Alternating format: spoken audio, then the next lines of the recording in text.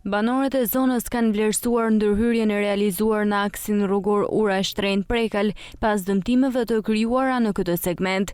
Rregullimi i rrugës së Shembër dhe stabilizimi i zonës ka bërë të mundur rikthimin e kalueshmërisë dhe rritjen e sigurisë në një prej akseve më të rëndësishme për zonën. Falenderoj me gjithë zemër, me gjithë shpirt, se ka punoni në rekord në vështirësi motit, në shije, në ftoftë edhe 2 ditë edhe borë.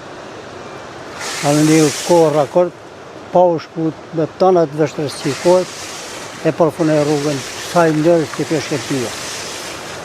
E je lumshin kratë, do më thani të kanë falënderimi kryetarit bashkisë që i qaj me i herë fontin për të himi e ban, ashtë shpejt, e përsa në i kë rrugë Shembun ishte shumë shpucet në miren e fshatëve, se kjo ka të rrugë, është në lidhje se të në fshatëve dërë.